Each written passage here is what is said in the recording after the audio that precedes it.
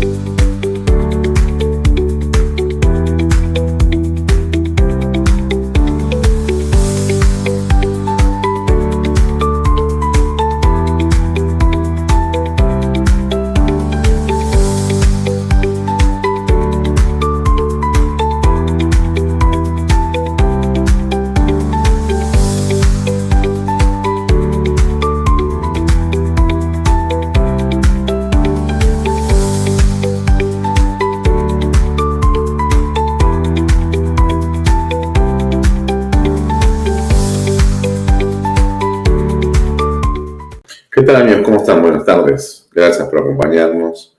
Bienvenidos a Bahía Talks.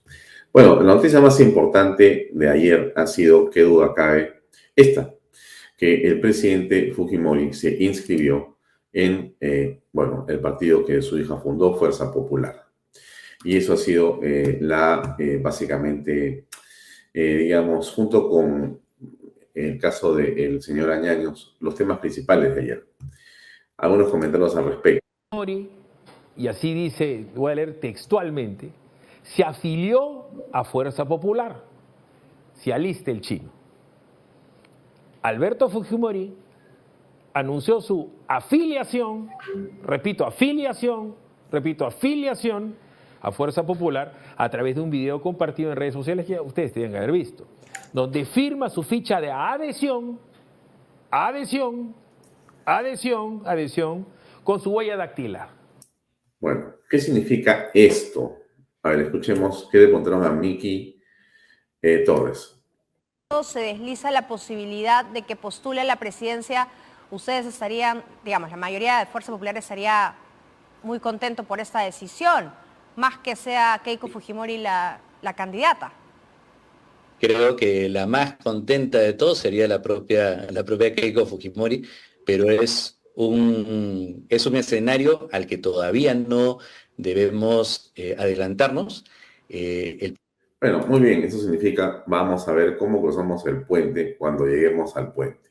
Todavía no hemos llegado a ese momento. Ok, algo más sobre el evento del próximo 11 al 13 de julio. Aquí va un video para usted.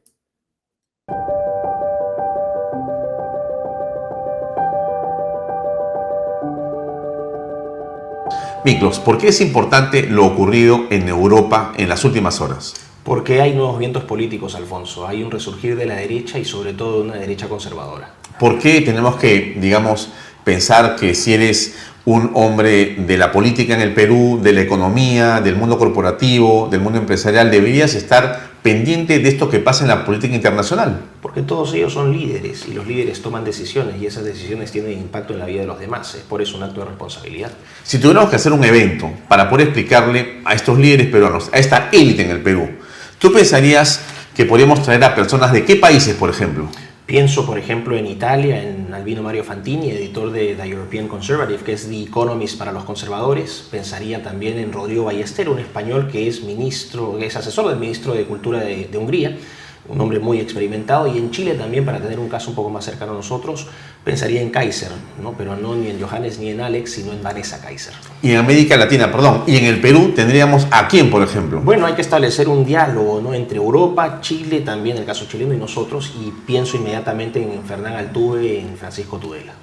Bien, pero la noticia es que todos ellos, y tú también, pueden estar aquí entre el 11 y 13 de julio. Así es. Para el evento que se llama ¿cómo? Tradición, Reforma y Libertad, una introducción al pensamiento conservador. Y tengo que decir que tú también vas a estar. Bueno, sí, gracias. Efectivamente, nos están viendo y están viendo también esta imagen que es la de Tradición, Reforma y Libertad, Jornada de Reflexión Política. 11 al 13 de julio en el BTH en San Borja. Así es, Alfonso. Y es importante que nos conozcamos estos pensamientos políticos libres de prejuicios. Es importante que una persona comprenda que en el Perú, ¿qué? ¿Somos conservadores? Absolutamente. Cuando vayan a cualquier pueblo, a cualquier ciudad y dense cuenta de cómo las tradiciones del Perú siempre refloran, siempre están ahí. El Perú es un país de conservadores.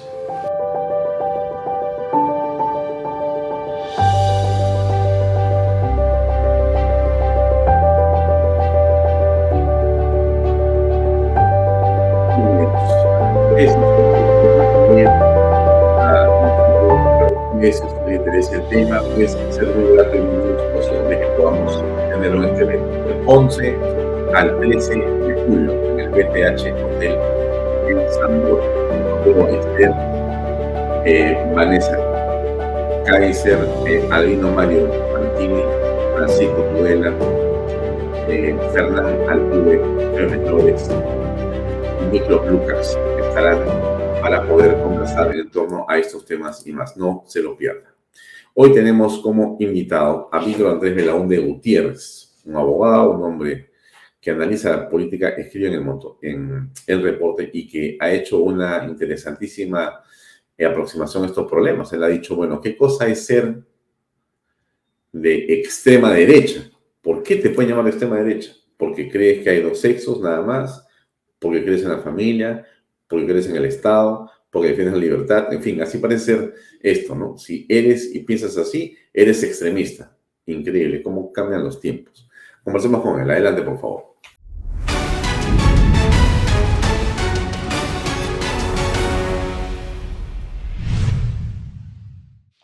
Bien, estamos hoy día jueves 20 de junio con Víctor Andrés Belaúnde Gutiérrez para hablar de varios temas. Uno es la coyuntura, por cierto, y otro es un artículo que él ha escrito en profundidad, donde hay, por cierto, varias reflexiones en torno a lo que representa la derecha o los temas que se vinculan a estos movimientos políticos o pensamientos políticos. ¿Qué tal, Víctor Andrés? Buenos días, Alfonso. Muchas gracias por nuevamente invitarme. Gracias aquí por Canal acompañarnos. Encantado. Te rogaría que antes de entrar a la materia que desarrollaste en un artículo reciente del reporte, podamos hablar de la coyuntura política en el país, porque creo que tu presencia y tu versación nos permite poder introducirnos en este tema. A ver, estamos a puertas de un viaje de Estado a China y estamos, por otro lado, con varios lanzamientos de candidaturas o amagues de lanzamientos de candidaturas, pero en todo caso con el principio de lo que puede ser ya una campaña electoral en el país. ¿Cómo ves la situación, además, política en torno a lo que pasa en nuestra patria? Bueno, el Perú es siempre una caja de Pandora, una inagotable caja de sorpresas. No me gusta el espíritu candidateril que tenemos. Sí. Todos quieren ser candidatos. Eso es malo. El Perú afronta una situación difícil, un déficit de liderazgo, un déficit de institucionalidad, y estos problemas no se ven ayudados por el deseo de tantas personas de llegar a la presidencia. Eso es malo, hay una atomización. Entonces parece ser que cada 5 años sucede lo mismo. Cada 5 años hay un cuco verdadero ahí que está asomando, que se va quedando solito, y luego una serie de otros personajes que creen tener su oportunidad.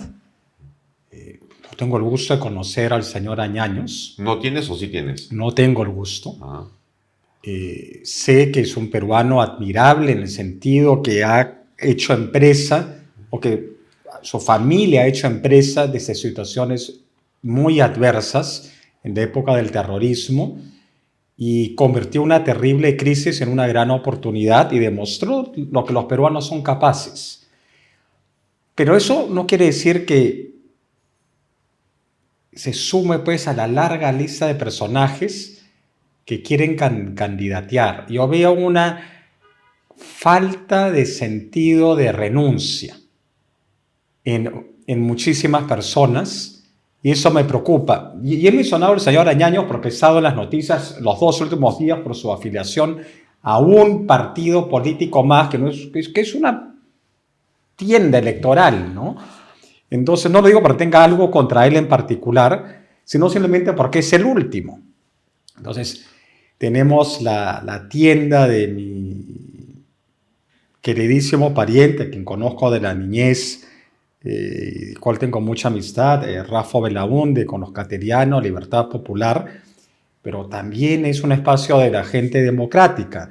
Y luego una serie de otros espacios. Entonces es un espacio que está atomizado hasta la saciedad, y veo muchas pequeñas rencillas entre todos ellos. El odio al fujimorismo y el aprismo. El fujimorismo y el aprismo, con todos sus defectos, ya no representan la autocracia y la dictadura en el Perú. Eso lo representa la izquierda y la extrema izquierda. Pero seguimos pues en pequeñas y mezquinas rencillas de bandos. Y eso es malo, ¿no? Entonces lo que no me gusta es la falta de voluntad de renuncia.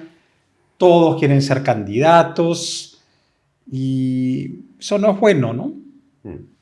A ver, el señor Carlos Añaños es un ayacuchano que con su familia logró convertir, como tú has dicho muy bien, en una oportunidad lo que era una tragedia para el país. Así es. Y sus padres, sus hermanos, todos ellos han construido una empresa, una organización y una marca mundial con sus bebidas gaseosas. Ya han logrado salir de Ayacucho y no solamente ser una empresa exitosa a nivel del Perú, sino a nivel internacional también. Y Carlos Añaños específicamente es un empresario con una gran capacidad para poder atraer talentos directivos, y ha convertido la producción de papa y este producto en un excelente marca que se llama Tillapuy y que se vende con mucho éxito en diferentes partes del planeta, pero de una manera impresionantemente, digamos, eficiente. Sabía que el Tillapuy lo hizo también acá, ¿no? O es de papa peruana, pues. Sí, sí. Claro. Es que una vende la fábrica papa. No sabía que estaba vinculado a la familia Añaños. No a la familia, a él. A él. Eso es algo personal. A su negocio personal. Personal. Yo entiendo que ya no está en la dirección de AG Group, de la empresa familiar de las bebidas gaseosas, la dejó hace unos años, y más bien él se ha dedicado a temas personales, uno de los cuales fue de las papas, primero entiendo con paperos ayacuchanos, después con paperos en diferentes, digamos, cuencas o valles o espacios donde se produce papa en el Perú, y pues ha logrado hacer algo realmente muy importante, ¿no? Para, digamos, los volúmenes locales, y ha avanzado de manera muy interesante también. Pero ese es el empresario Carlos Añaños, un hombre que por demás es alguien muy amable, muy dócil, una persona muy simpática, que podríamos decir, ¿no? Yo he tenido la oportunidad de conocerlo en varias oportunidades y conversar con él sobre política. Y no me he cansado de, digamos, insistirle por el tema de su participación directa en una candidatura, y no he dejado de, digamos, comentar los escenarios de confrontación y de prueba en todo sentido de la palabra que representa hacer política en el Perú para una candidatura presidencial. Tú sabes que ser candidato es, digamos, desfilar por una, digamos, acera en la que te van a disparar de todas partes, ¿no? Inmisericordiamente. Y bueno, la familia sufre y demás, ¿no? Él tiene hijos pequeños, una esposa, en fin, tiene una serie de temas que son importantes de cuidar también. No sé si todo eso pueda ser puesto por un momento, no sé si la palabra es de lado, para llevar a cabo un emprendimiento político, ¿no? Es bien difícil, ¿no? Mira, la lucha política es terriblemente sacrificada. Las familias que han estado relacionadas a la política lo saben en carne propia, sino en la carne directamente de ellos, sí en las experiencias de vida de sus padres, tíos y hermanos, porque los sacrificios son inmisericordes. Si estás en política y eres honesto, el poder significa la pobreza cuando tus parientes están en el poder y la pobreza cuando estás después. Y que te ausculten como absolutamente, así es. Entonces es un desincentivo. O sea, vamos a ver, en el imaginario que tú y yo queramos hacer política pública a través de un ministerio, una candidatura presidencial, una, digamos, lo que fuere, ¿no es cierto? Es evidente que van a, bueno, tu esposa, tus hijos quedan, por supuesto, y tus hermanos, y no sé si tus amigos, hasta ciertos grados de la parentela, no pueden contar con el Estado. No pueden. Ese tema en particular se ha modigerado porque ya va a límites absurdos en una época de los primos hermanos. Yo pienso en una persona como yo, que tengo una extensísima parentela. Sí. O sea, mis primos hermanos. O sea, si tú eres ya no solo mi padre, sí, sino mis primos hermanos. Entonces te digo, ¿no? Mi primo hermano Vitocho, por ejemplo, lo estimo muchísimo, su hermano José, uno congresista, el otro canciller de la República. Implicaba el solo hecho que yo no pudiese prestar ningún tipo de servicio al Estado en ningún nivel. Una cosa, pero ¿yo qué tengo que ver? Sí. No tengo nada que ver con ellos. O sea, no es que no tenga nada que ver con ellos, sí tengo. No, me refiero, pero muchas veces que inclusive... No. Entonces los primos tampoco se ven a veces, o no están relacionados de una manera... O de repente tengo un primo hermano para ahí que no tengo... Que ni conoces, ni te acuerdas, lo perdiste. O sea, sé que hay algunos que no he conocido. O que he visto 2 o 3 veces en mi vida, no porque seamos peleados, sino porque simplemente hay mucha diferencia de edad y son demasiados. Y de repente ese señor, si yo entrara a la actividad política bajo esa ley, hubiese estado limitado profesionalmente. Entonces hay todo un desincentivo para que quienes no aspiramos a enriquecernos, sino queremos vivir en paz y tranquilidad, ingresemos en política. Pero yo te hago, por ejemplo, una reflexión. Sí.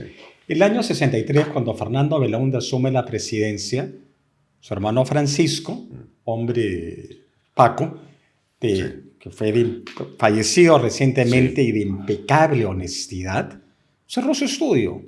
No quería que nadie pensase que se podían aprovechar de él para beneficiarse de alguna forma del poder.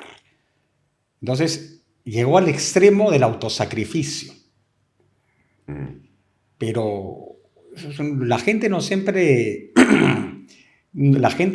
es así. Entonces, es terrible el sacrificio que te impone la política.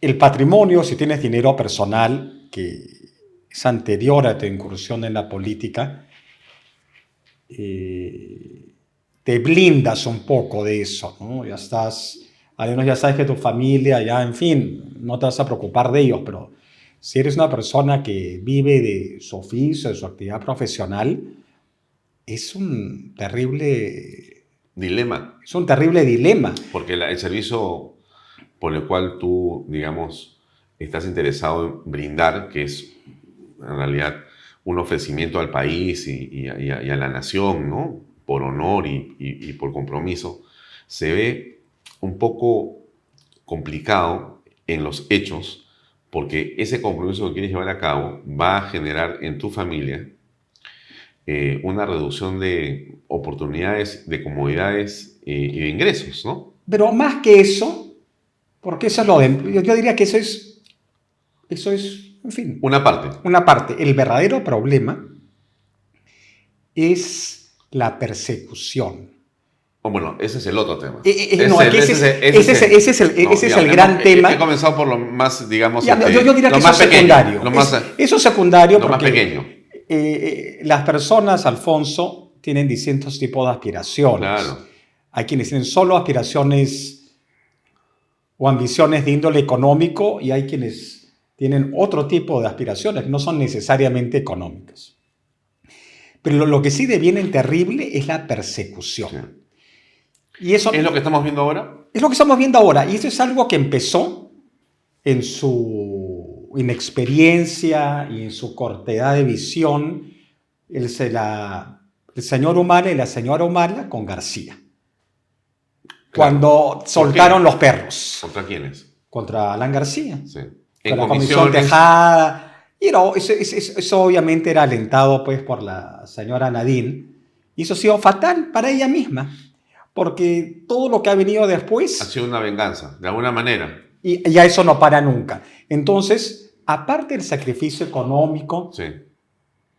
que implica, te van a perseguir. Sí. Y te van a hacer acusaciones ridículas. El señor García, que en paz descanse, respecto al primer gobierno, podemos llenar páginas telefónicas de críticas e imputaciones, pero lo concreto es que el segundo gobierno no se le pudo acusar de absolutamente nada. Se tuvo que inventar toda una argumentación en relación a unas conferencias que él había dado, por las cuales había emitido facturas, recibo de honorarios, y habían pagado de impuestos, unas tesis absurdas por cosas, por transacciones transparentes, pero no había nada. Y a partir de eso se tejió una historia. Entonces, eso no puede ser. Yo hace un rato mencioné dos nombres porque los tengo en la mente, porque uno está en las noticias, el otro veo el cartel al final de la vía expresa, pero lo mismo está de Avanza País, de Renovación, de Fuerza Popular, todos los grupos. Entonces, tiene que haber una vocación de renuncia a la ambición personal. Entonces, yo aquí no estoy criticando a nadie en particular, sino simplemente haciendo un llamado a la renuncia, a dejar de lado la aspiración personal por el bien superior de la nación en un momento que la patria está en peligro. Yo no digo necesariamente que tenga que haber una gran alianza. Esas palabras guachafas de los caviares, una confluencia. No, pero sí tiene que haber una vocación de renuncia. Porque el país está en peligro. ¿A qué renuncias? A tu ambición personal. El ejemplo que te mencioné de Paco Belaúnde dejando de lado su legítima aspiración a desempeñar su profesión para que no haya un debido aprovechamiento de ella el año 63. Entonces, si no hay sacrificio personal, sí. Si tú ya tienes su voluntad de sacrificio personal, entonces ya todo lo demás cambia. Claro, pero a ver, somos 3 o somos 4, con las mismas, digamos, formación política o parecida y posibilidades. ¿Por qué yo y no tú? ¿O por qué tú y no yo? Ah, claro. Y entonces cada uno comienza a decir, sí, pero o sea, tú renuncias, pues tú sé Maduro, porque yo sé que va a ganar. Tú me dices, no, Alfonso, tú renuncias, porque yo sé que va a ganar.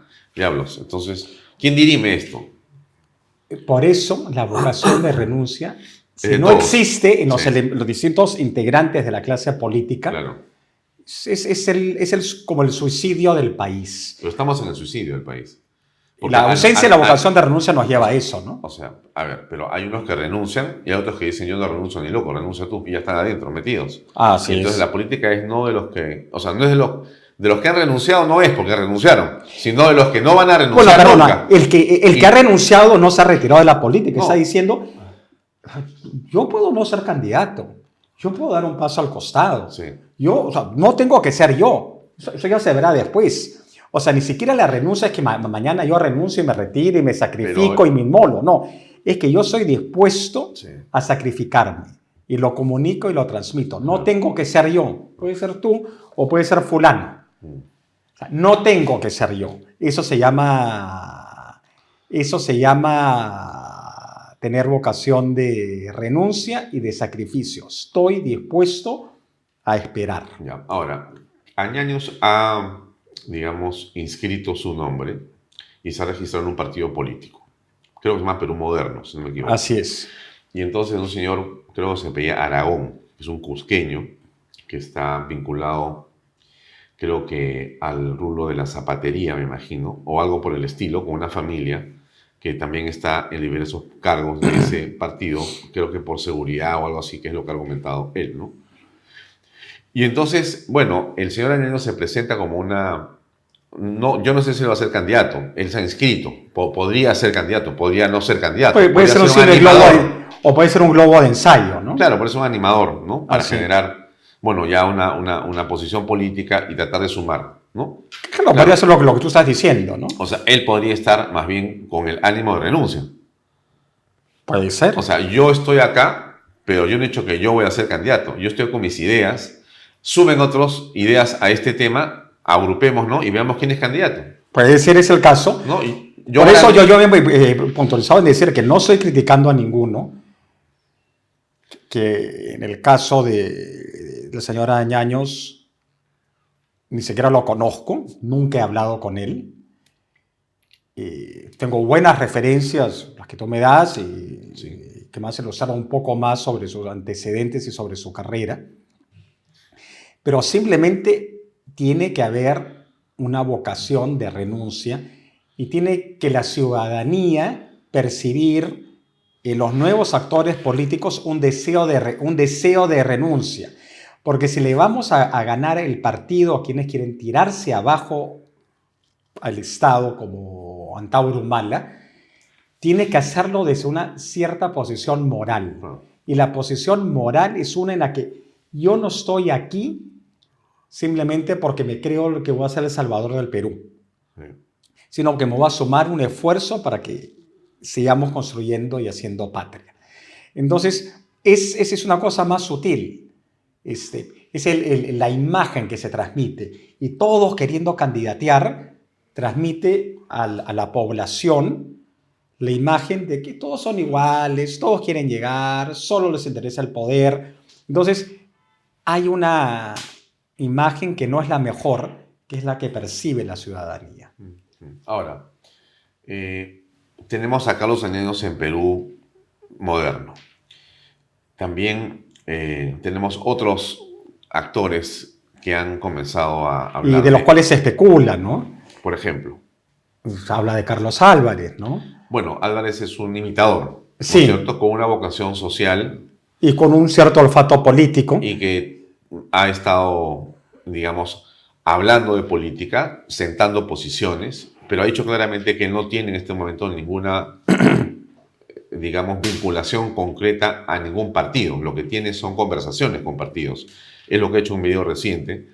Y que, bueno, el 12 de julio es el día que se vencen, creo que las posibilidades de que uno pueda participar como candidato presidencial o algo así, y tú tienes que estar hasta el 12 inscrito, si no ya no puedes, si no creo que como invitado, pero ya no como candidato presidencial. Bueno, está Carlos Álvarez.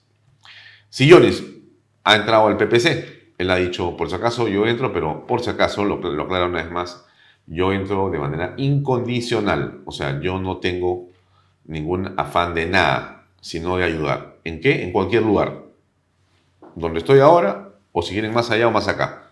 Es lo que ha dicho siempre Sillones. Había olvidado a Fernando Sillones. Pero mira, ya tenemos el partido de Añaños, el PPC, Fuerza Popular, Renovación Popular, Libertad Popular. Libertad Popular con Rafael. Avanza País. Avanza País no tiene candidato. Bueno, pero es ahí. Ya. Ya son tantos que todos estos 6 grupos... Hay 25, 28. Claro, algunos te van a decir que no, yo no tengo el APRA. Sí. Bueno, Acción Popular. Acción Popular. Alianza para el Progreso. Alianza para el Progreso. Sí, claro. Te van a decir entre ellos, no, yo no tengo nada que ver con... Pero, Sí, claro, pueden decir muchas cosas. tú puedes decir muchas cosas, pero lo concreto, acá tenemos 8 o 9 grupos que transmiten la impresión de falta de renuncia. Entonces, esto es algo que es Malo, pésimo. Yo creo que esa es mi preocupación y quiero nuevamente puntualizar que esto no es una crítica a ninguno en particular. Porque tú has puntualizado uno, ¿cómo haces? Si yo no renuncio y tú no renuncias, si nadie renuncia, entonces ¿por qué yo renuncio? Claro, eso es pues. Pero entonces acá hay un problema... ¿Por qué no tú? ¿Por qué yo? Acá hay un problema colectivo. Mi partido es más antiguo, yo tengo más experiencia que tú, no sé, cualquier cosa. Lo que sea. O ¿sabe Dios qué? Yo soy más alto, ¿no? Mira, Pero una mejor. cosa curiosa, también para los antis. El año 40, en Inglaterra, Sí. Churchill asciende al poder, no porque los de su propio partido, los conservadores, lo quisieran a él, no lo querían, al menos el liderazgo. Lo impuso los laboristas, los socialistas, para participar en un gobierno de unidad nacional. Cuando cae el gobierno de Chamberlain, cuando ya no se puede sostener y quiere formar un gabinete de unidad, gabinete nacional, mandan un emisario al Partido Laborista y le dicen, no, nosotros solo servimos ante Churchill, que era el que se había pasado toda su vida insultándoles y diciéndoles de la P hasta la PA. Dijeron, solo con él, con el que más nos ha criticado, con el que peores insultos nos ha dicho, solo con él. Se sometieron a su más brutal crítico. Entonces, aquí alguien va a dejar de lado la pequeña rencilla, el pequeño odio. No. Y además todo eso hace que la población vea con cinismo a la política. Sí. Todos son iguales. Todos tienen su ambición personal. Bueno, pero te has olvidado de uno de los que parece importante, que es Antauro Humala. No me he olvidado, él está ahí, pues. O sea, él es... ¿Todos contra él, no? En primer lugar, ¿cómo es posible que sea un candidato viable, un asesino no arrepentido de policías? O sea, ¿qué es esto? ¿Cómo puede ser posible que se le permita avanzar? ¿Y cómo puede ser posible que un sector de la izquierda supuestamente democrática, ya los hemos visto a todos, ¿no? Los mismos que decían, bueno, Castillo, que doraban la píldora y que eran ambiguos, ambivalentes sobre Castillo el año 2021, ahora ya están abiertamente y dicen, bueno, pues votaremos por Humala, ya lo manejaremos. O sea, ¿qué piensan? ¿Que van a manejar a ese hombre desquiciado? El país les importa 3 cacahuates, evidentemente. O sea, que el país progrese no les interesa. Pero acá hay algo de fondo. ¿Que subyace? ¿Qué cosa es? Que subyace. Hay lo que Milei llama en Argentina la casta. En el Perú ha surgido una nueva casta. ¿Cuál es la nueva casta? No sé si tanto como una nueva casta, pero hay una casta. Hay una casta que ya se ha prendido del Estado. De la política, del Estado. Se ha prendido del Estado, que tiene una ideología centroizquierdista, son supuestamente tecnócratas, los otros son oportunistas, y que quieren vivir del Estado y los sueldos que te paga el Estado, que a nivel de los funcionarios no son malos ingresos. Pero a nivel de consultoría son fantásticos. Esos son maravillosos, pero dejemos eso de lado. Ya. Dejemos eso de lado. Dejemos el lado de los salarios. Entonces es un vasto grupo de funcionariado enorme que recibe simpáticos sueldos. No tiene nada que envidiar a los del sector privado. Ajá. Y que tienen todo el Estado capturado. Sí. Y hay de ti que quieras mover el gallinero y poner un poco de orden y que no sea tan grande.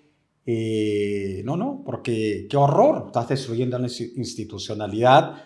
Y luego tienes otros grupos ya más politizados, ideologizados, que han capturado estamentos del Estado vinculados a la administración de justicia, como vemos con la Junta Nacional de Justicia, y que tiene una serie de compañeros de ruta en la prensa, que que no entiendo por qué los defienden tanto, ¿no?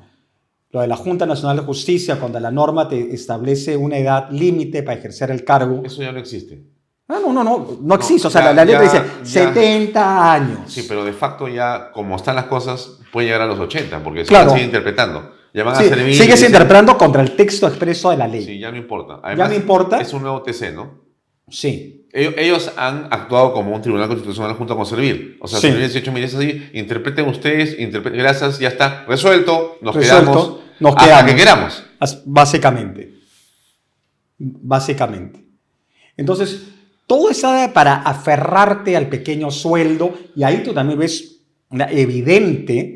Bueno, pero tan pequeño no es el sueldo, porque comienzas a contar y ya son decenas de miles de soles. Pero mira, una Alfonso, serie de otras minorías y terminan siendo cientos de miles de soles, y a veces millones de soles cuando sumas el año y demás. Bueno, dices, pero Alfonso, el tema no es el sueldo. Yo creo que ese es uno de los grandes problemas que hay. No, el poder que tienes. ¿Qué importa el sueldo, por último? El sueldo es lo de menos en la medida que tú hagas tu trabajo. No, claro que sí, por supuesto. Si tú haces tu trabajo bien, y las elecciones son libres, sí, y son confiables, entonces, ¿sabes qué? El sueldo es lo de menos. De acuerdo. Es una minucia. Sí. Uno de los grandes errores de Alan García al iniciar su segundo gobierno fue entrar... Los sueldos. Disculpa, el sueldo no importa. Importa que no se roben la plata, que las obras se hagan, que el Estado funcione. Eso es lo que importa. Sí. Y que la burocracia no sea gigante, ¿no? Que tengas el número de gente que tienes que tener. Ahora el Estado peruano no puede contratar, pero nada. Es increíble lo que hemos visto en Corpac, que se malogren las luces de la pista de aterrizaje. Es un nivel ya de ineptitud, de incompetencia. O sea, ¿qué demonios pasa ahí? Entonces, ya nada funciona. Bueno, pero la presidenta se va a China, se va con 2 o 3 ministros de Estado, se va con un grupo de personas de gremios y demás. ¿Qué te parece eso? Bueno, eso está muy bien.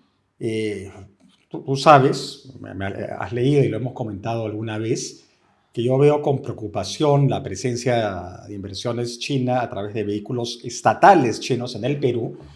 Pero el hecho concreto que China es el principal inversionista del Perú, o uno de los principales, el principal destino de nuestras exportaciones, es ya la segunda potencia en el mundo, que está en rivalidad geopolítica con los Estados Unidos, y es una relación de suma importancia. Y la diplomacia presidencial pues, a veces es necesaria, ¿no? Y no voy a estar en el plan mezquino, como cierto periodista, que el viaje de la señora Dina Boluarte va a costar 200.000 soles hoy. China. ¿Qué te pasa? Es parte de su trabajo. La relación con China es uno de los puntos más importantes en la agenda del Estado. En vez de estar pensando quiénes van, debes ver el contenido de la agenda con China, claro, y cómo se maneja. Claro. No si gastaste 50.000 o 100.000 soles en ir a China. Eso es tener un análisis bien corto. Eso es ser mezquino de espíritu. Sí. Ser mediocre de espíritu, porque eso no es el Pero punto. más que de espíritu, mejor digo, además de espíritu, yo diría, qué poca capacidad para poder comprender el proceso. Es que sí tienen capacidad para comprender, inmersos, ¿no? Sí tienen capacidad para comprender. La pequeñez. Pero no les importa, claro, porque no la quiere, entonces hay que hacerla fracasar. Claro. Sin entender, no, tiene que ir. Si fuera Sagasti. Lo mismo tiene que ir, lo mismo si hubiese sido... Claro, pero ahí no dirías nada, ¿no? El nefasto, ¿cómo se llamaba? Pero el nefasto Vizcarra. Y bueno, y Castillo también, por vergonzoso que fuera, fue el presidente. Sí. Entonces, mientras ejerce la función dentro de la Constitución, tiene que ejercerla. Bien. Ahora, tú habías escrito un artículo, cambiando un poco de tema, que habla sobre la derecha, ¿no? Y tu artículo es un artículo, bueno, bien interesante porque su, digamos, título, la forma en que lo has planteado, llama la atención, ¿no? Tú le llamas a esto mamita, le pones. ¿Qué miedo? Viene la extrema derecha.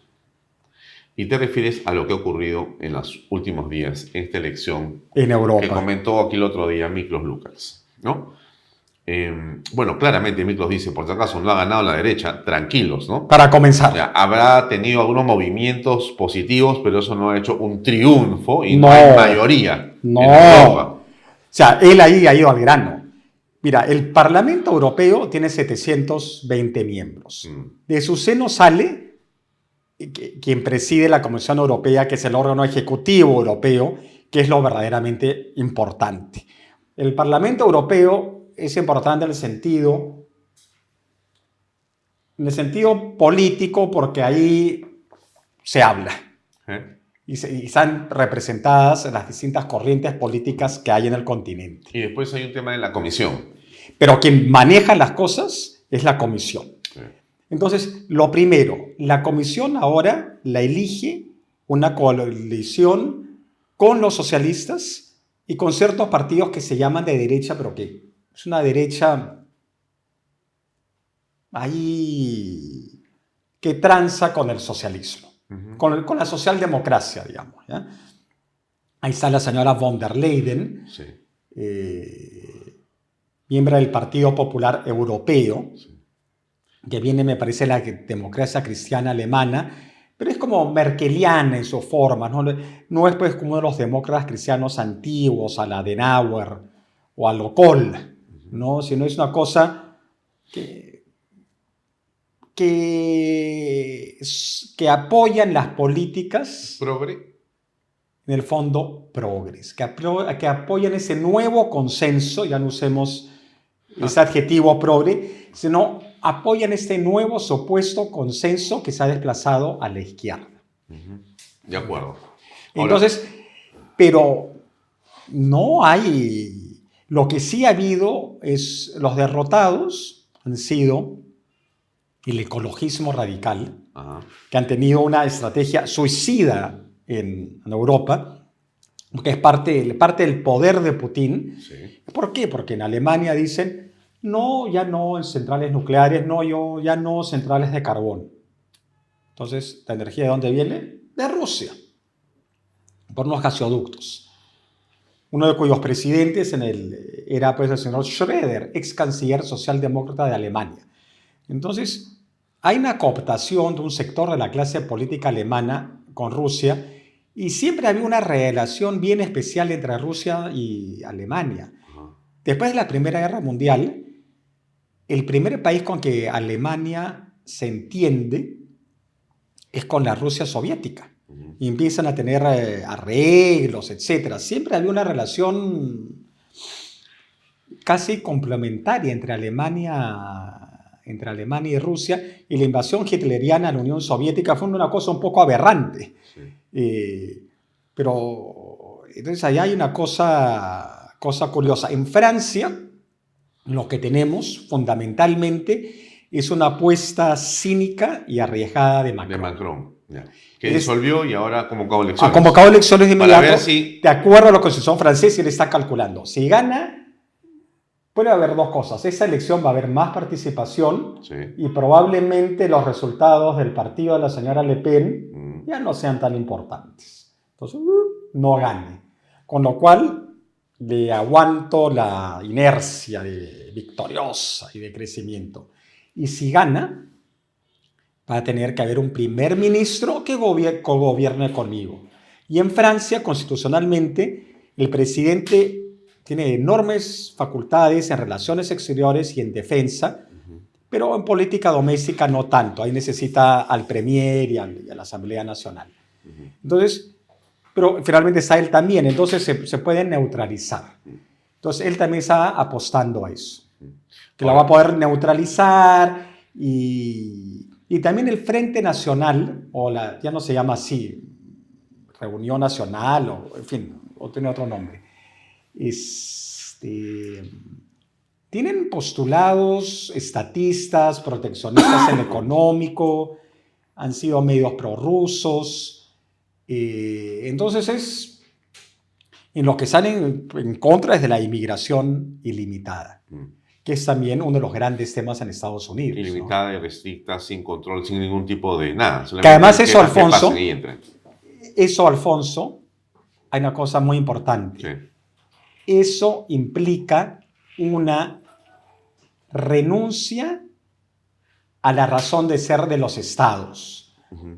Los estados están para ejercer autoridad y el monopolio de la violencia en un territorio. O sea, por eso hay una frontera.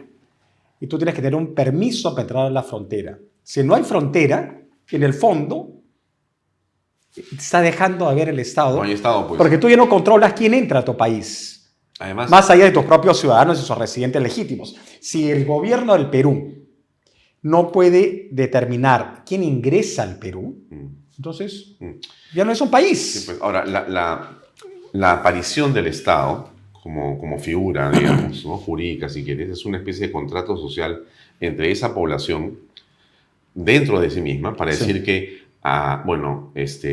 estamos dándole el uso del poder y las armas a cierto grupo para que nos cuide, ¿no?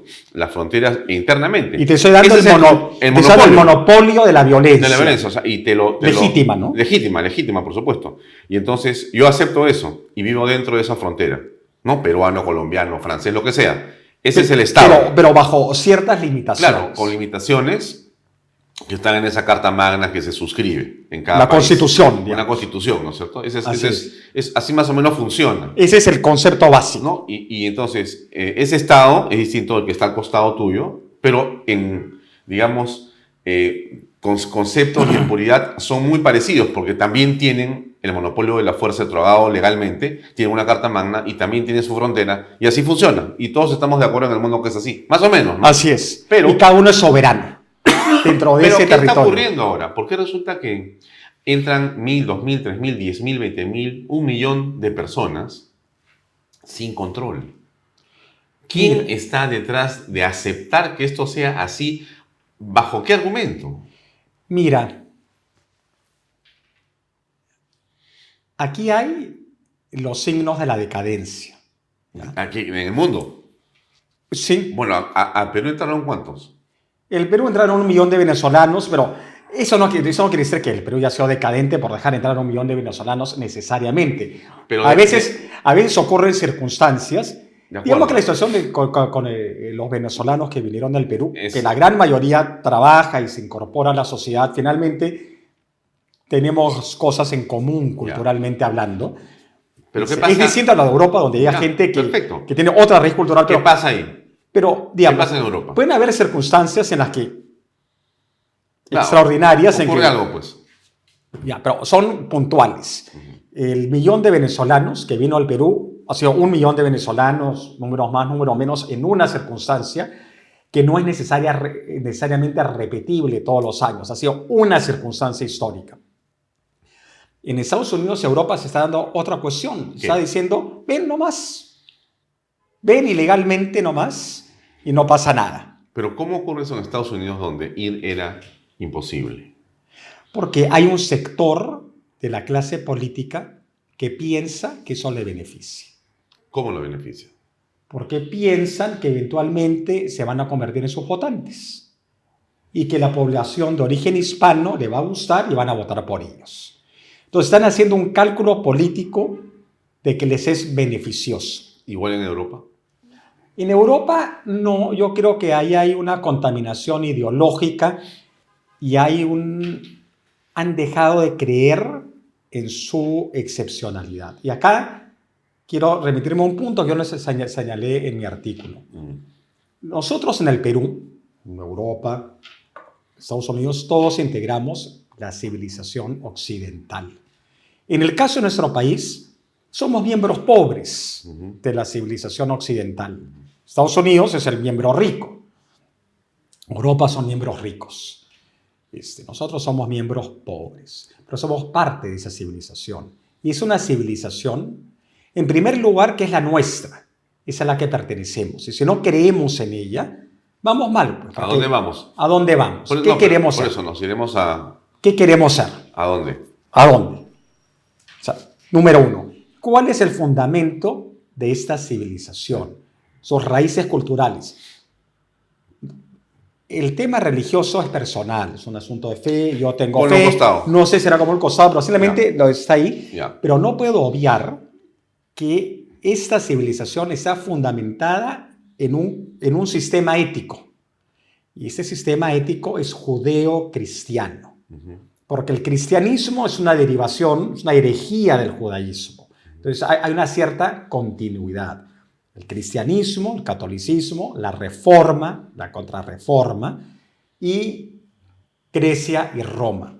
Esa mezcla a lo largo de los siglos y de los milenios han formado ciertos valores por los cuales la persona humana es superior al Estado.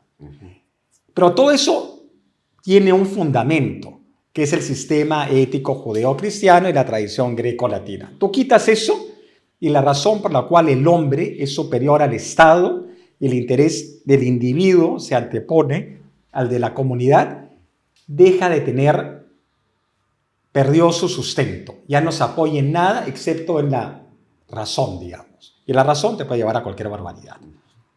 Entonces, eso es lo que tenemos. La democracia se desarrolla por estas consideraciones. En la Declaración de los Derechos del Hombre, en la independencia de Estados Unidos, se dicen, hay una referencia pues al hombre como creación de Dios y la dignidad que de ello se deriva. Entonces, por eso está mal la tiranía, o la supuesta tiranía contra la cual se rebelan. Entonces, todo viene de ahí. Y tú cortas ese fundamento, entonces ya, ¿en qué nos basamos? ¿Cuáles son los cimientos de nuestro sistema? Ya no están. Entonces, eso es muy grave. Porque, digamos, el mundo islámico, yo puedo tener el mayor respeto para el mundo islámico, pero es la antítesis de nuestra civilización. ¿Por qué? Porque están construidos sobre un sistema ético diferente. ¿Ya? Y tienen una religión que es consustancial a su cultura, de la misma forma que el cristianismo es consustancial a la nuestra, que generan una incompatibilidad. Es simplemente diferente. ¿Ya? En el derecho islámico, la misma idea de que la religión está separada del ejercicio del poder político no existe, no puede ser. La cosa es una sola. ¿Ya? En el mundo oriental también es distinta. China está influida por otro tipo de conceptos, por el confucianismo, en fin, por otras consideraciones. Lo mismo el Japón. El Japón está muy influenciado por la civilización occidental y como que es casi parte de ella, pero es como una derivación. Entonces, son distintas. Rusia, a pesar de su actual enfrentamiento con Estados Unidos y Europa, comparte la raíz cristiana, ortodoxa, y eso eventualmente la alejará de China. Cuando se producen migraciones musulmanas a Francia, a Italia, a España y a otros países en Europa, ¿qué está implicando eso? ¿Qué va a tener como consecuencia? Mira, yo era niño, era un chico de 10, 11 años, cuando viví con mis padres en Inglaterra. Fui al colegio del barrio en el que me tocaba, por el barrio en que vivía, y siempre me sorprendía la gran cantidad de chicos o chicas de origen pakistano, de origen indio y extranjeros en general. Una clase de 30 en un colegio estatal, no tanto como la mitad. Pero la tercera parte de repente sí. Unos 8 o 9, Ya. cerca de la tercera parte, o 7, pero era un número importante. Ajá. Y había montones. Yo estaba ahí temporalmente. Había una niña japonesa que también estaba ahí, había una polaca, habían 3 o 4, había algunos de la India, habían otros de Pakistán. En la otra clase me acuerdo de un chico de origen vietnamita y otros varios que vendrían de alguna parte de África. Entonces había ya un montón, pero la cultura dominante no estaba en lo más mínimo en discusión. Hoy en día eso ha cambiado y lo que pasa es que mucha de esa gente ha emigrado, ha tenido hijos, se ha reproducido de manera importante. Y su cultura originaria la han traído con ellos. Y se expande, se consolida y sigue ahí. Y sigue va ahí. Desarrollándose y la cultura local. Y la cultura local está dudando de sí misma. No, qué horror, hemos sido malos, hemos sido imperialistas, hemos tenido colonias, qué malos que hemos sido en el pasado. Tenemos que enmendar de nuestros terribles errores. Entonces, de repente te encuentras con una población masculina, joven, asertiva, pero que al mismo tiempo la han recibido, pero ahí nomás, ¿no? Ajá. La han dejado entrar y de repente ve que están siendo dominados por gente débil, que no se les va a imponer, que han perdido la capacidad de pelear y de sacrificarse. Y entonces los empiezan a ver con desprecio, entonces se empiezan a poner agresivos. Entonces dicen, no, yo me los voy a pasar por encima, y si no, en mi generación, ya mis nietos van a ser mayoría y van a manejar este país. Y te lo dicen abiertamente. Ajá. Me voy a imponer. Justo hoy día leía en un artículo en alguna parte que decía que una cosa interesante. Decía que como debido a la baja en la natalidad y la reducción demográfica y que las familias ahora son pequeñas, 1 o 2 hijos, si es que los hay, ha desaparecido el sentido heroico en las sociedades. Entonces que, salvo el caso de Israel, dice, que están dispuestos a soportar pérdidas humanas porque ahí no hay un colapso de la natalidad, nadie está dispuesto al sacrificio en vidas humanas de combatir porque te quedas en familia. Pero esa población inmigrante sí lo está. Tienen muchos hijos y quieren, y hay un grupo quizás minoritario, pero decidido a ganar. Y las minorías determinadas y decididas se imponen. Y es una lección a tenerla en cuenta en todos lados. Lenin, en Rusia, el año 17 y 18, lideraba una minúscula minoría, pero violenta y determinada, y se impusieron.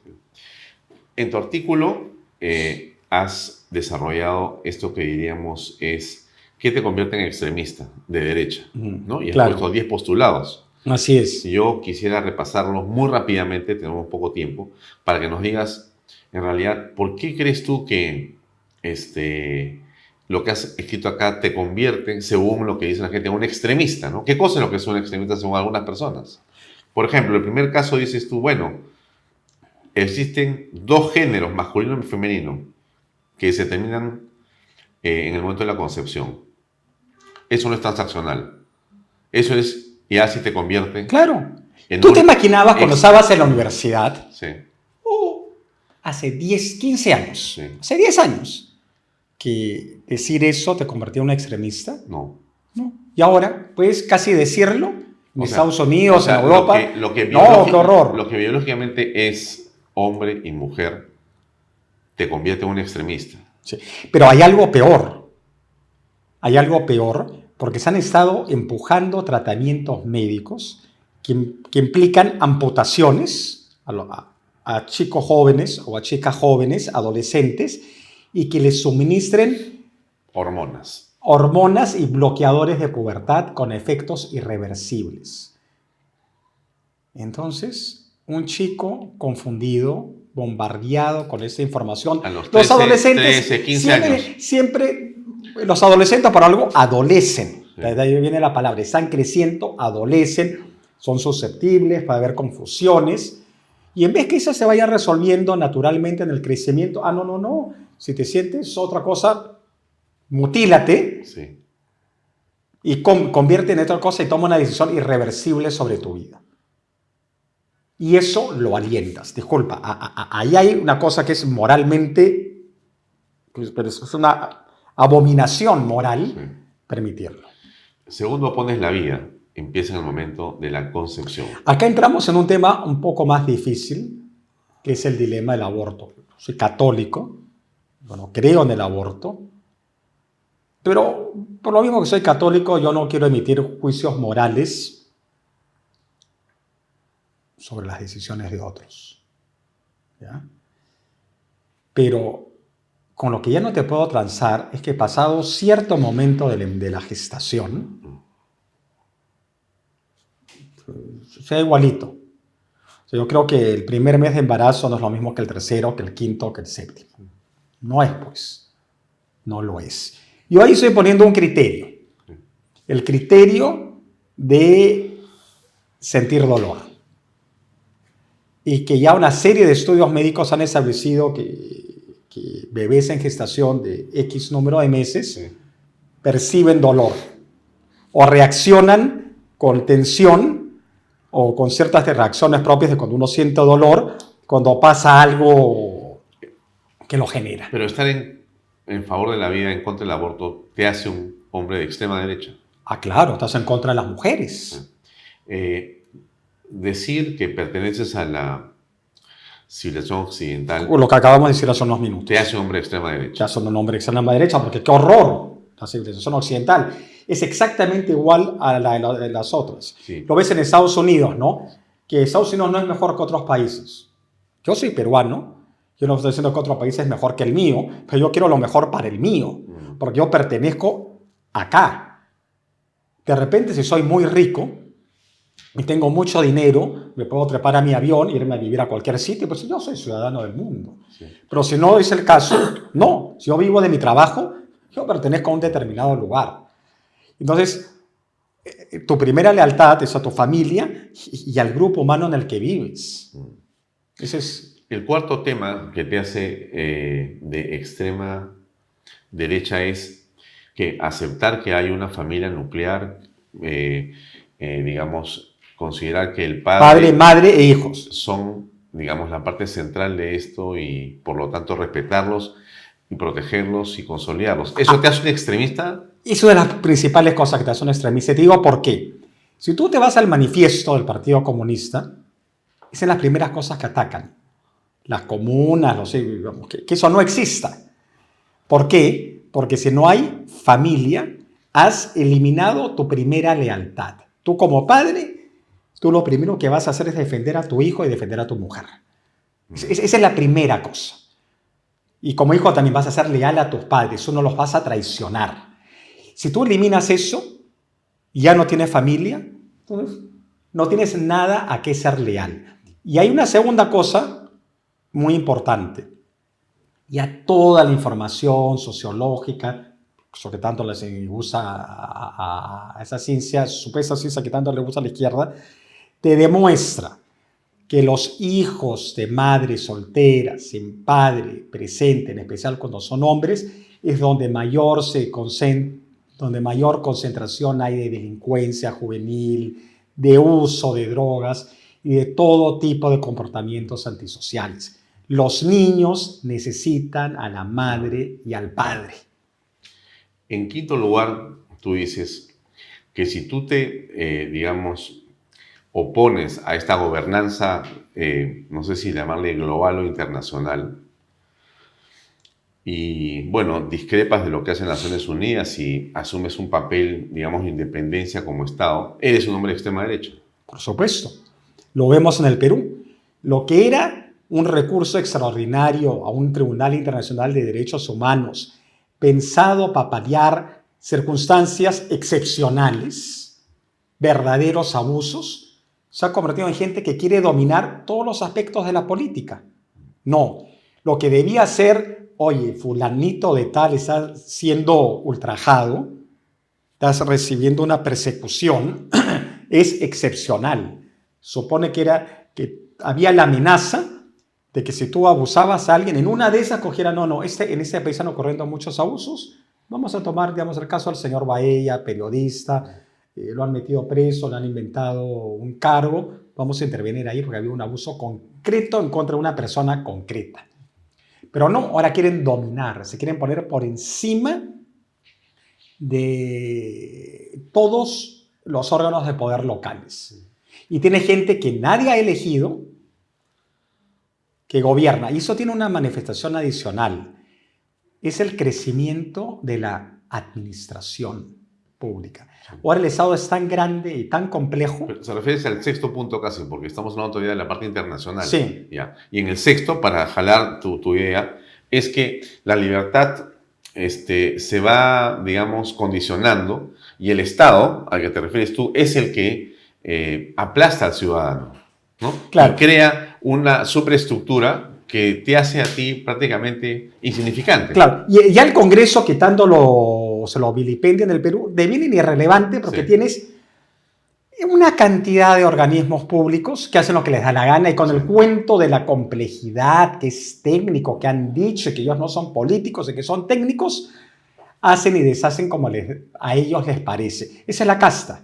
Sí. Esa es la casta que domina el Estado y que manda. Y lo otro es el séptimo punto a que te refieres, tiene que ver con lo que pasa con la explotación de los recursos naturales, perdón, ¿no es cierto?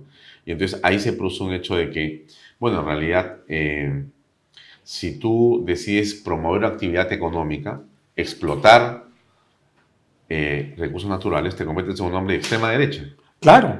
O sea, eres Pero no si permites la minería ilegal de oro, en el cual se usa mano de obra esclava y se trafica con mujeres y se trafican con niños a quienes los someten a esclavitud sexual. Ahí no. Ahí no. Pero si tú quieres invertir Pero o promover la minería mira legal, mira la agricultura distorsión moral. legal, Todas las actividades legales son castigadas, pero no esas otras. Hay un famoso publicista, no me acuerdo cuál, que ideó esa campaña, nos vamos a quedar sin limones por Tambo Grande, ¿no? sí. ¿Qué hay ahí ahora? Minería ilegal. ¿Qué hay con la minería Gracias legal? gracias a la Esclavitud campaña. sexual Se de acababa el niños y ceviche. mujeres. Se acabó el ceviche. Mentira. Mentira. Y están orgullosísimos de esa campaña. Sí. Y mucho empresario ingenuo para colmo lo contrata. Entonces también tú dices, en nuestra clase empresarial, pues dice, sonsa, ¿no? ¿Por qué No. contrata a sus enemigos? Y la gente no se imaginaría quiénes de los grandes chefs estaban detrás de apoyo a esa campaña, diciendo efectivamente, de ninguna manera, y te venden un plato de ceviche, donde ya no había nada, ¿no? Sino un poco de tierra y mineral. Así va a ser el ceviche, sin limón. Una mentira rabiosa. Pero mira, acá hay un tema, siempre hay temas éticos detrás. Y ahora, cada persona que ataca donde no hay minería legal, hay minería ilegal porque el material está ahí, Sí, lo van a claro. sacar. Sí, sí. Y donde hay minería ilegal, hay esclavitud Sí. sexual de niños y mujeres. Pero no se denuncia vulnerables. eso. No se denuncia porque no quieren. Claro, lo que se denuncia es si es que viene una empresa a querer hacer una explotación legal, formal. Ahí sí. Y votar pues a todos esos Así que es. quieren hacer estas Así es. conductas. El octavo punto que te refieres tiene que ver con la preservación de la paz, ¿no?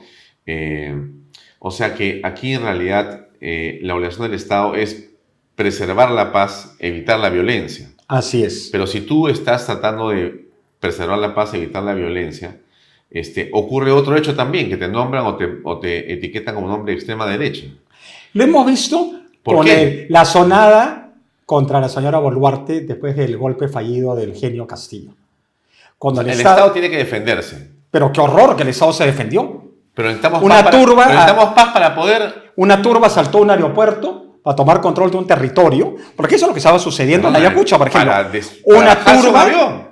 no solo para bajarse un avión, para tomar control del aeropuerto Sí, es un activo- y tomar control de un pedazo del territorio. Sí. Entonces, eso es lo que estaba sucediendo ahí y Sí. poder iniciar una guerra civil. No, hay que dejarlos. Porque además mira la cortedad de mentes, la mezquindad nuevamente de quienes eran acólitos de eso, ¿no? Qué horror, ¿cómo puede ser posible que la violencia por parte de... ¿Qué te pasa? Querían tomar control de un pedazo del territorio para derribar al Estado y establecer una dictadura violenta. Lo que quiere hacer el señor Otauro Humala. Sí.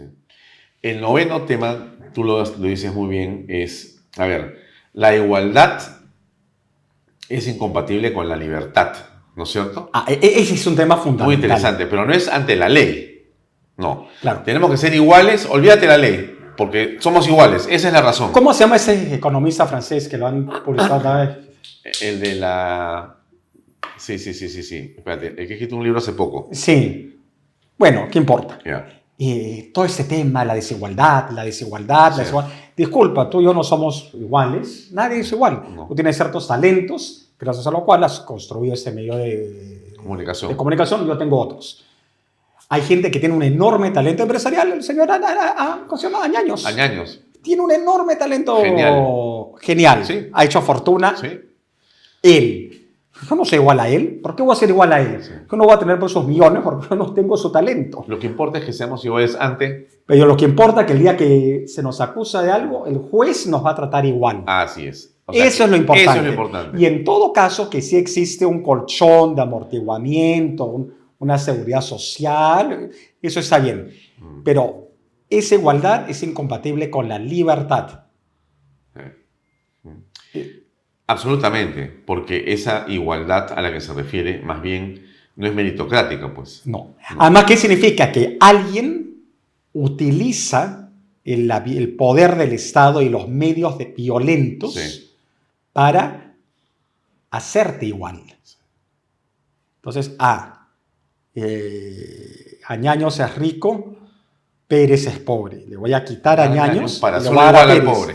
para hacerlo igual al pobre, pero obviamente Añaños no va a dejar que tú le quites. Entonces tú vas a tener que usar la violencia En aras de esa igualdad. de esa igualdad. Increíble, es una locura. Entonces te van a decir después, por eso que los marxistas matan, Y no ¿qué pasa importa? nada. No pasa nada. Hay que lograr la igualdad.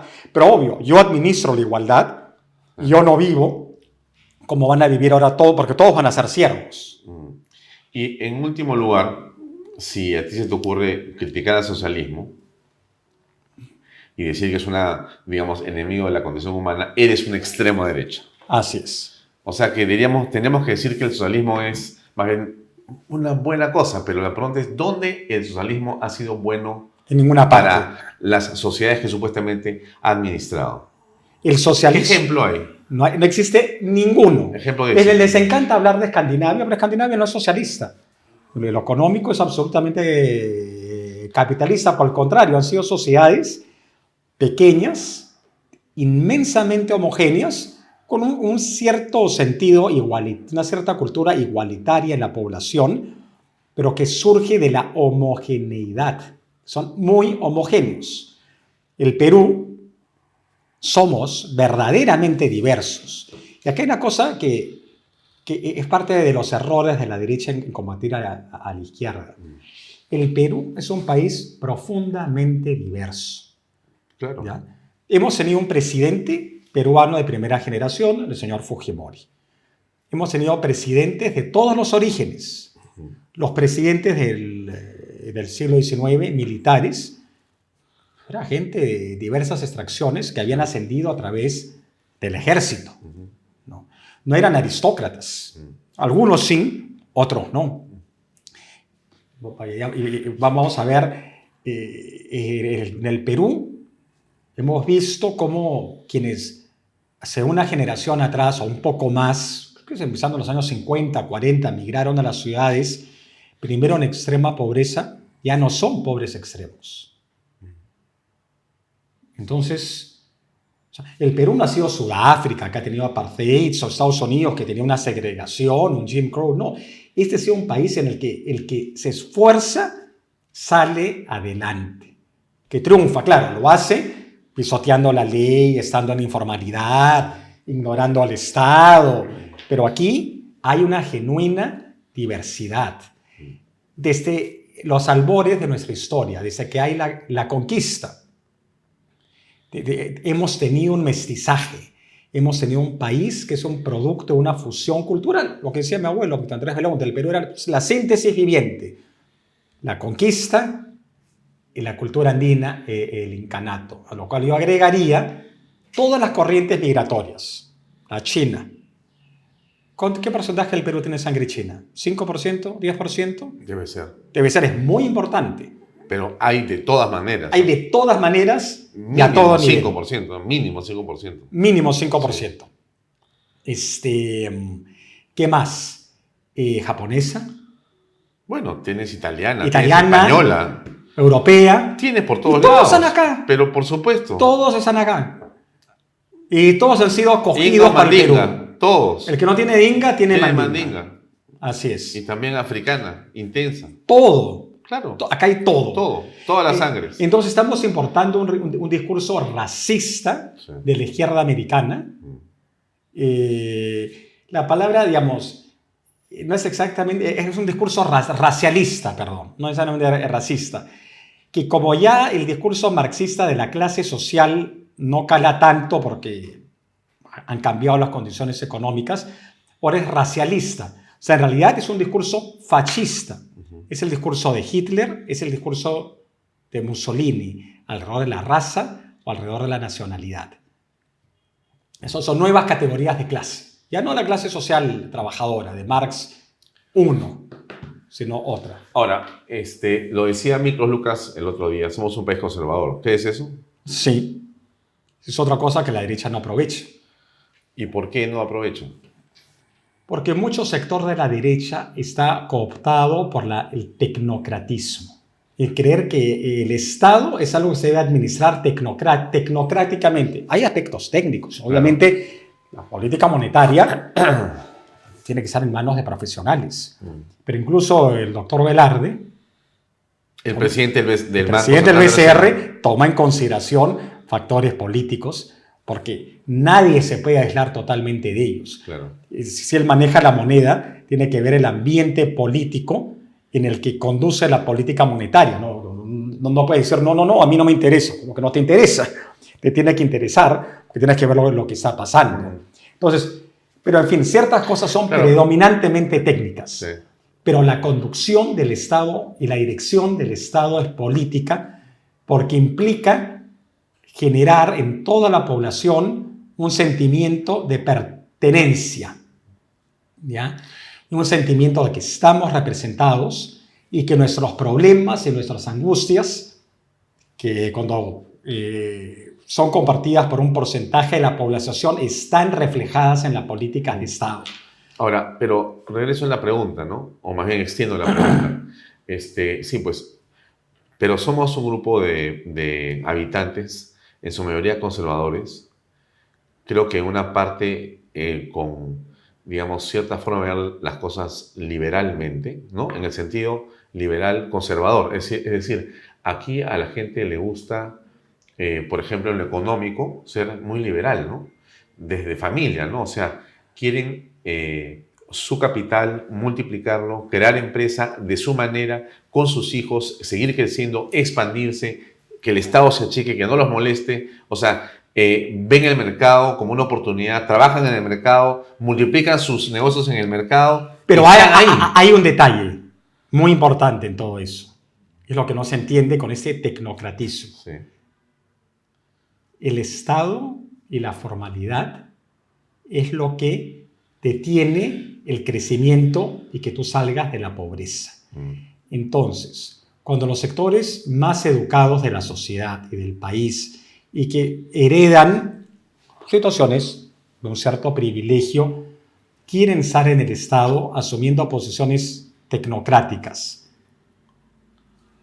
te estás poniendo en contra del sector de la población que quiere el progreso. Entonces, acá hay una paradoja, acá hay una difícil paradoja. Necesitamos menos Estado. Totalmente. Muchísimo menos Estado. Pero hay un sector de los sectores más educados del Perú que quieren más porque ellos viven del Estado. Y quieren más Estado. Y ahí está la izquierda, pero está también el empresariado progre y la izquierda elegante, ¿no? Claro. No, porque voy a vivir el Estado, voy a hacer la cosa autoría, voy a hacerlo de más allá, porque la telecomunicación, o porque la energía, porque eso. Y lo que han hecho, doctor Andrés, es crear, por ejemplo, la sobreregulación es parte de ese sobreestado. Claro. O sea, han creado una permisología que es realmente impresionantemente mala para todos. Menos excepto para el que la administra. Para el que la administra. Porque claro, entonces tienes sueldos, entonces tienes una casta. Tienes una casta que gana buenos sueldos, gana 15, 20, 25, 30 mil soles mensuales. Sí, una casta, una burocracia dorada. Yo no cuestiono el sueldo de nadie. No. Simplemente digo... Pero ¿tu intervención le hace bien al país? Claro, ese puesto, ese cargo, no era necesario. No era ¿Es necesaria necesario, tanta no. reglamentación? No. ¿Necesitamos un Ministerio del Ambiente? No. ¿Necesitamos un Ministerio de la Cultura? No, la propia Contraloría. ¿Necesitamos perdóname. un MIDIS? La propia Contraloría. La Contraloría lo único que hace es que el Estado no se puede administrar.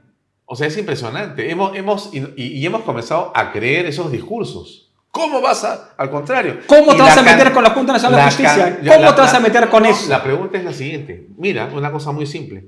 ¿Cuánto ha aumentado el presupuesto de la Contraloría en los últimos 10 años? ¿Y cuánto ha aumentado la corrupción en los últimos 10 años? Exponencialmente. Y O el sea, Estado no puede... Más Contraloría, más corrupción. Y el Estado no puede hacer cosas fundamentales. Digamos, Corpac, que administra la No pista puede, de la no torre, puede poner no luces puede en la poner pista. luces. Pero es que ya estamos, eso no ocurrió jamás. Porque obvio, si tú eres el gerente, pucha, mantenimiento, ¿no? Ay, ¿qué hago? Si elijo al correcto me van a acusar de cohecho, de malversación, porque, caracho, fui al colegio con el dueño de la empresa que... Entonces, no decidamos o pateemos. Entonces, no se decide nada porque, la Contraloría. Una cosa que se ve en el ejercicio profesional, tú ves proveedores serios de determinadas entidades del Estado, que ¿sabes cómo lo sacan? No les pagan. No te pagan, te inventan incumplimientos, no te pagan, te quiebran y quedan los sinvergüenzas. Entonces, tienes ese es un deterioro que empezó, siempre existió de alguna manera, pero a partir del gobierno Humala, el deterioro ha sido sin prisa, pero sin pausa. Me robo la frase de un amigo. Constante. Todos los días un poquito de deterioro y el efecto tú no lo ves de inmediato, tú lo ves 5 o 10 años después. El resquebrajamiento del Estado no se vio el año 2011 cuando subió Humala, se vio 10 años después. Cuando ya... El efecto de las pésimas decisiones no son automáticas. Y el efecto de las buenas decisiones también demora. Sí. Entonces, qué tal paradoja, ¿no?